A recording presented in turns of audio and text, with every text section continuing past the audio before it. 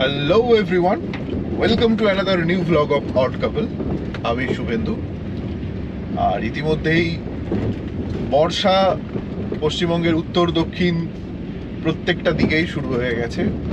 জেলায় জেলায় বৃষ্টি হচ্ছে, সকাল থেকে সন্ধ্যা বৃষ্টি লেগেই আছে, জল জমছে রাস্তাঘাটে।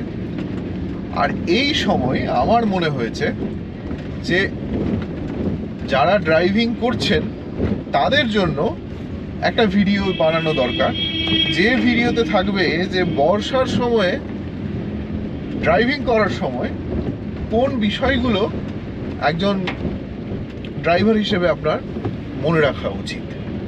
যখন আপনি গাড়ির ভেতরে আছেন তখন মনে রাখতে হবে যে গাড়ির ভেতরের জগৎ আর গাড়ির বাইরের জগৎ, এই দুটোর মধ্যে কিন্তু এই বর্ষাকালে ফারাকটা একটু বেশিই হয়ে যায়।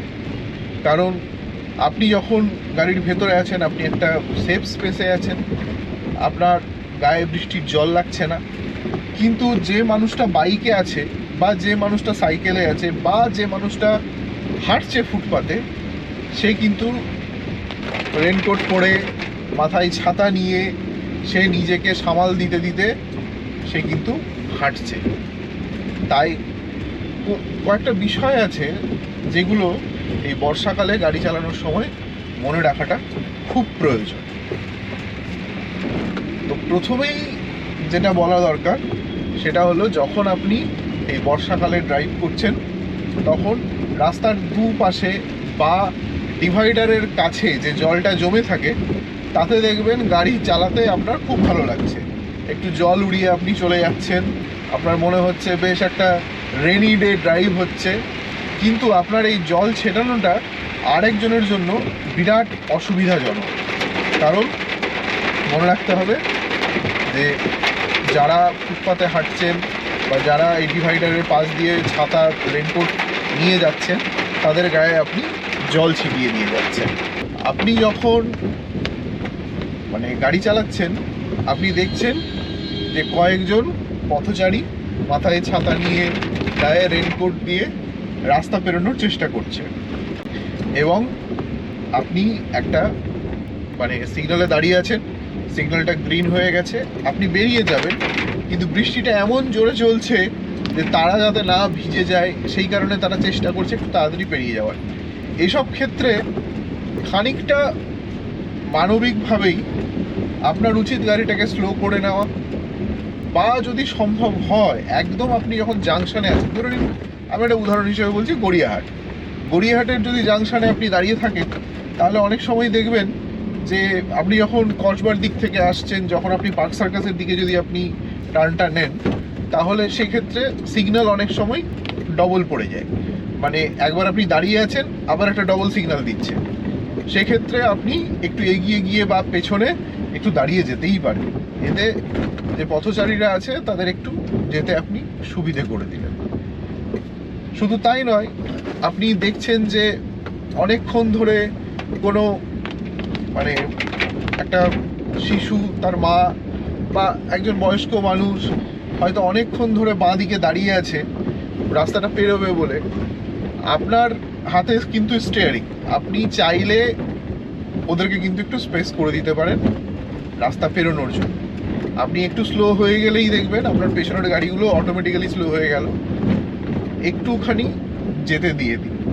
আমি জানি এটা অন্য আপনার পেছনের যে গাড়িগুলো আছে তার খুব তাড়া, সে খুব হর্ন দেবে, সেটাও অ্যাকসেপ্টেড, কিন্তু এটা আপনি করতেই পারেন।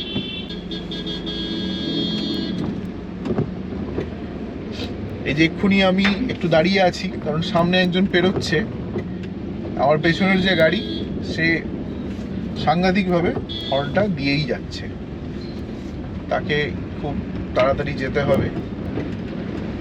না, মানুষের তো তাড়া থাকবেই, কিন্তু সেই তাড়াটা যেন আরেকজন মানুষের সমস্যা বা কষ্টের কারণ না হয়। আপনার গাড়িতে কেউ অসুস্থ বা আপনার খুব এমার্জেন্সি, তখন তো আপনি যাবেনই, কিন্তু আমরা একদম সাধারণভাবে যখন ড্রাইভ করি তখনও আমাদের মধ্যে এই বিষয়গুলো অনেক সময় কাজ করে না। কারণ আমাদের এটাই মনে হয় যে প্রত্যেক মানুষই তো একেবারে প্রথম থেকেই, ভারতবর্ষে এরকম সংখ্যা কত যে প্রত্যেক মানুষ যারা মানে জন্মের পর থেকেই শুধু 4 হুইলারই ড্রাইভ করছেন। কিছু মানুষ কোনো একটা সময় 2 হুইলার ড্রাইভ করতেন, কিছু মানুষ হয়তো কোনো গাড়িই চালাতেন না, তারপরে তারা এখন একটা 4 হুইলার ড্রাইভ করছেন।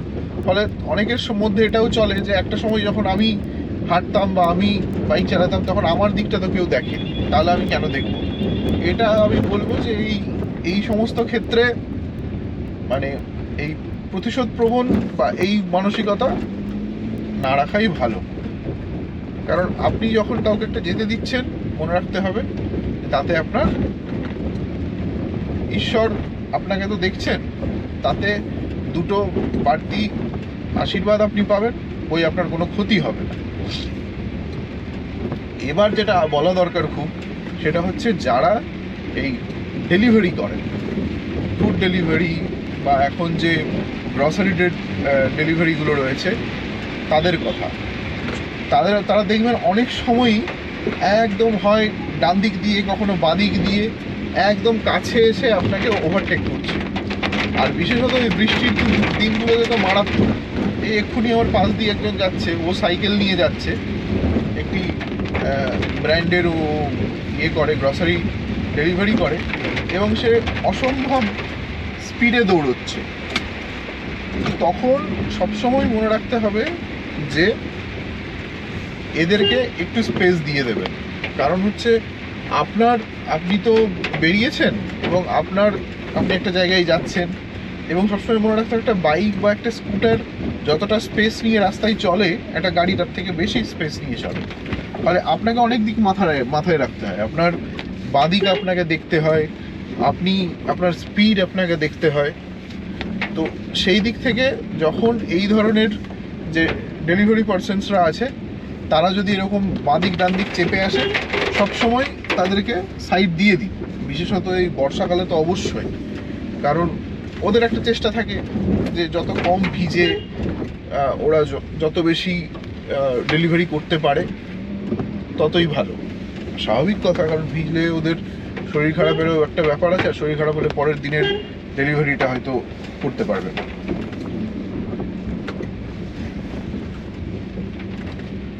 এবার যেটা বলা দরকার, এই বর্ষাকালে গলি থেকে বেরোনো আর গলিতে ঢোকা।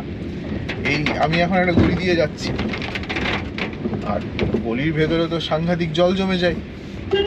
এইবার হ্যাঁ, জল জমা থেকে একটা কথা মনে এলো আর কি, সেটা হলো যে আপনি যখন গাড়ি চালাচ্ছেন আর যখন দেখছেন যে মারাত্মক জল জমে আছে সামনে, অনেকেই এই বর্ষাকালেও খুব স্পিডে গিয়ে ঠিক জলের সামনেটাই গিয়ে একটা মারাত্মক ব্রেক কষেন। এটা না করবেন না। কারণ আমি জানি টেলগেটিং করা উচিত না, বর্ষাকালে তো টেলগেটিং করা উচিতই না। টেলগেটিং মানে একটা গাড়ির সঙ্গে একদম লাগালাগিভাবে পেছনে থাকা আর কি, একদম ডিস্টেন্স না রাখা। সেটা এমনি সময়েও উচিত না, বর্ষাকালে তো আরও উচিত না। কারণ বর্ষাকালে অনেক সময় আপনার টায়ার ফেল করতে পারে, টায়ার ঠিক সময়ে আপনাকে এক জায়গায় থামালো না, ব্রেক কষার পরেও কিছুটা আপনি পিছলে গেলেন। তো টেলগেটিং তো আপনি করবেন না, কিন্তু ধরে নিন কেউ একটা টেলগেটিং আপনার পেছনে করছেই, তা সে বাই ক্যারেক্টার ওরকম, তার ড্রাইভিং স্টাইলটা ওরকম টেলগেটিং করেই। এবার আপনি এরকম করে জলটা দেখেই আপনি একটা ব্রেক কষলেন, ও কিন্তু এসে পেছনে মেরে দেবে। এইটা হচ্ছে সমস্যা। তো যেটা করতে হবে, আপনি ভুলেও এই ধরনের জল দেখলে, আপনি তো দেখতে পাচ্ছেন একটা ডিস্টেন্স থেকে, তো আপনি বুঝতে পারছেন যে ওখানটা জল আছে, আপনি একটু আগে থেকে চলুন। আর সব থেকে বেস্ট হচ্ছে সবসময়, যত মনে হোক, যত ইচ্ছেই হোক না কেন, বর্ষাকালে একটু স্পিড রেগুলেট করুন। সে আপনি যে গাড়ি চালান না কেন, যে বর্ষাকালে দেখবেন কলকাতা শহরের তো বহু রাস্তাতেই সাইকেল বা সাইকেল রিক্সা এই ধরনের গাড়িগুলো অ্যালাউড না।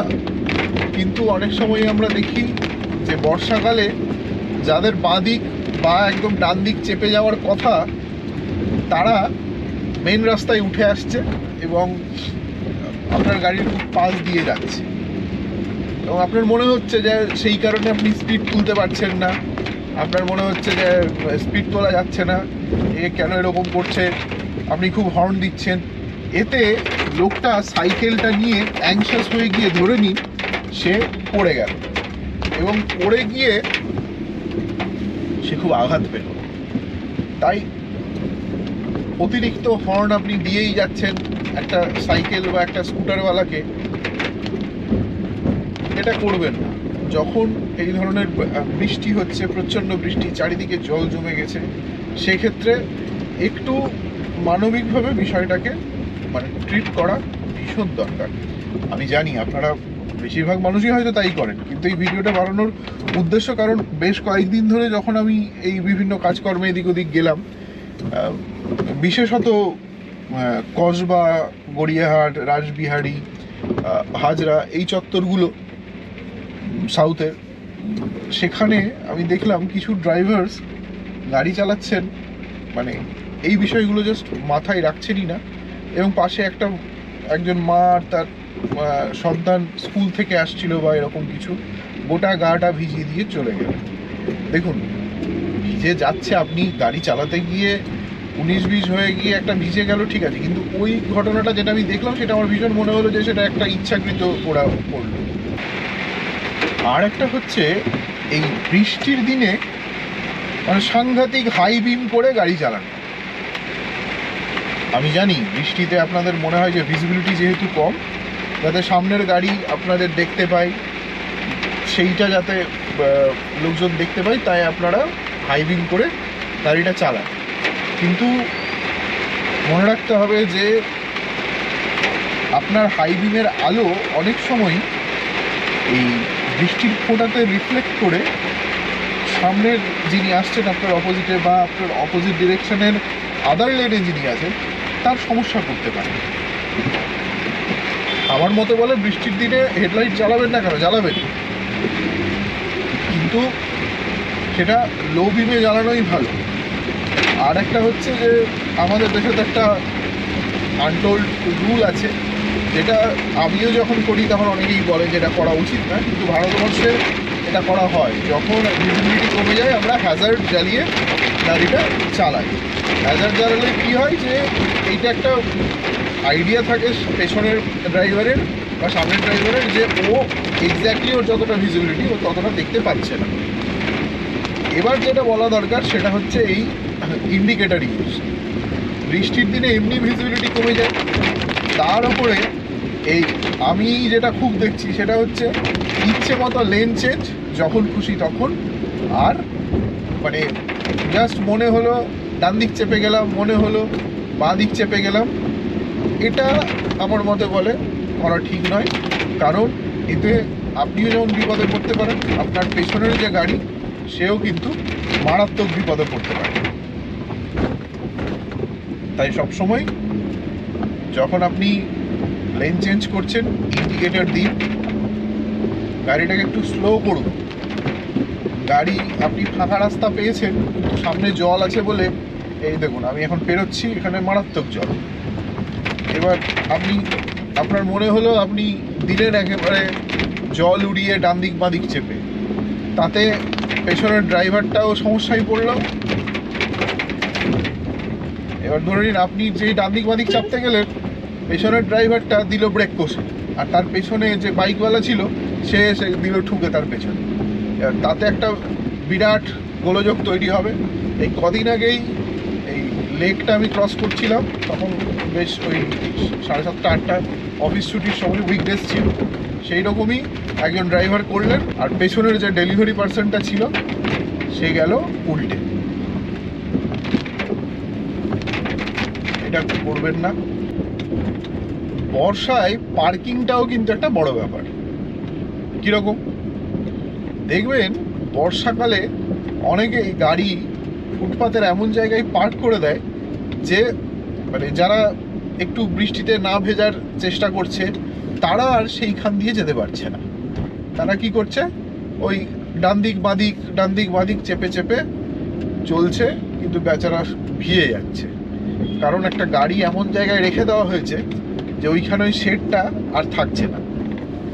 এইটাও একটা কিন্তু ভুল কাজ। কারণ হচ্ছে গাড়ি এমন জায়গায় পার্ক করুন যে যদি সম্ভব হয়। এখন যেখানে দেখছেন যে স্পেসই নেই সেখানে আপনি কি করবেন, সেখানে আপনার কোনো দোষ নেই, আপনার কিছু করারও নেই। কিন্তু যদি অপশন থাকে তাহলে সেই রকম স্পেসটা ছেড়ে দিয়ে একটু এগিয়ে গিয়ে সবসময় পার্ক করুন। আরেকটা হচ্ছে যে পেভমেন্ট এরিয়াতে যেখানে ওই গ্যাপটা থাকে জল যাওয়ার জন্য, ওই ড্রেনের ফুটোর ঝাঁঝরিটা করা থাকে আর কি, অনেকে টায়ারটাকে ওর ওপরেই বসিয়ে দিয়ে গাড়ি রেখে চলে যাবে। ছোট গাড়ির ক্ষেত্রে খুব একটা অসুবিধা হয় না, কিন্তু যে টায়ারগুলো খুব চওড়া, যে গাড়িগুলোর টায়ার খুব চওড়া, ওইটার কারণে গোটা রাস্তাটা জল জমে একাকার অবস্থা হয়। এটাও কিন্তু করা ঠিক নয়।